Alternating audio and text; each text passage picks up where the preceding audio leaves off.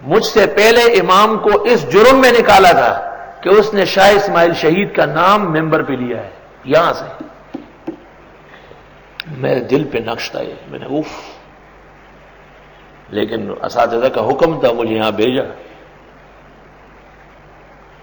1 سال گزرنے کے بعد یہاں پر شاہ اسماعیل شہید کے نام پر کانفرنس ہوئی ہے, اور میں نے اساتذہ کو اور اس شخص کو بلایا جس کو نکالا تھا. میں نے کہا آپ کی صدارت میں شاہ اسماعیل شہید کانفرنس ہے, اور جس شخص نے آپ کو نکالا ہے اس کے گھر دعوت ہے, اور شاہ اسماعیل کی کتاب تقویت الایمان جمعے میں تمام نمازیوں میں تقسیم کروائی. کام کاری باشد, کام کرنا پڑتا ہے, چونکہ اس امام کے نکلنے کا بھی مجھ پہ بوجھ تھا, ہمارا مسلک کا تھا. اس نے نام لیا تھا, بہت اچھا کیا تھا, لیکن ماحول نہیں بنایا تھا. میں نے کہا دیکھتا ہوں کہ شاہ اسماعیل کا نام یہاں چلتا ہے یا نہیں. ایسا کچا کام نہیں کیا. آج شاہ اسماعیل کے نام سے ساری گلیاں اور کوچے منور ہیں الحمدللہ.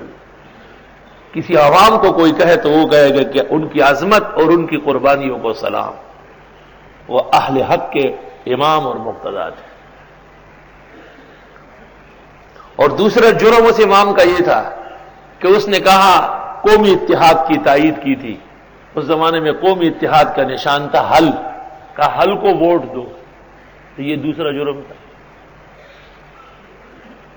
تو جب یہاں 1 سال اور پورا ہو گیا تو میں نے اس پورے علاقے میں جمعیت طلبہ اسلام کی یونٹ قائم کی, اور یہ مدثر اور یہ سارے لوگ اس کے صدر اور سیکریٹری تھے. پورے جمعیت طلبہ اسلام کے نام پر یہاں یونٹ بنائی میں نے کہا کہ اہل حق کی جماعت اس کا نام لیا گیا تو اس کی وجہ سے وہ مجرم ہو گیا ہے, صبر کرو میں اس کا بدلہ اتارتا ہوں. اور جس شخص نے سب سے پہلے یہ قرارداد پیش کی تھی کہ یہ مفتی محمود کا آدمی ہے, اس کے لڑکے کو ناظم اعلیٰ بنایا یہاں جمعیت طلبہ اسلام کا. 170 لڑکے اس زمانے میں اس میں داخل ہیں, رجسٹر پر موجود. وَقُولُوا لِلنَّاسِ حُسْنًا,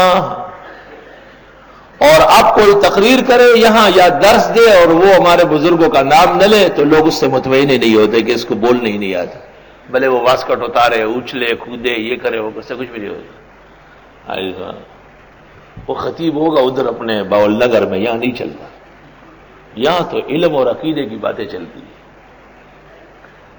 وہ لوگوں سے باتیں کرو دین کے مطابق, مسلک اور مذہب کے مطابق. وہ بات حسین ہوگی نا جس میں دین ہو, وہ بات حسین ہوگی جس سے ہمارے مسلک کو فائدہ پہنچے.